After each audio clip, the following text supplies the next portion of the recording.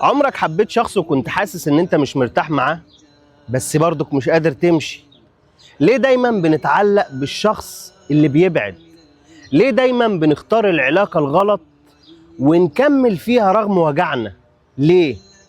تعال اقول لك الحقيقة لاننا مش بنحب الشخص ده، احنا بنحب الاحساس اللي بندور عليه من زمان، بس حبينا الاحساس ده في شخص غير مناسب وافتكرناه هو. في 3 أسباب رئيسية بتخلينا نختار الشخص الغلط. أول حاجة الاحتياج. كتير بنكون عطشانين لاهتمام، لحب، لحضن نفسي، ولما أي حد يرملنا فتات اهتمام بنهتم وبنتمسك بيه وكأن ده الحياة كلها، مش لأننا عارفين حقيقة الأمر ده، لكن لأننا محتاجين نصدق. تاني حاجة التعلق اللي اتعلمناه زمان. وآخر حاجة عايز أقولها لك، إن مفيش علاقة تستاهل إن أنت تضحي بنفسك علشان تكون موجود فيها. الحب مش معناها إن أنت تضيع. الحب الحقيقي بيكملك، مش بيقضي عليك وبيهزمك من جواك.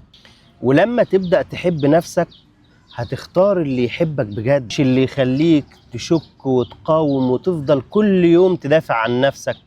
لو أنت في علاقة زي دي عايزك تسأل نفسك سؤال بسيط: هل أنا بكمل في العلاقة دي علشان مرتاح، ولا بكمل علشان خايف أرجع لوحدي تاني؟ وخد بالك إن العلاقة مش مكان نروح له ونرتاح فيه من وجعنا.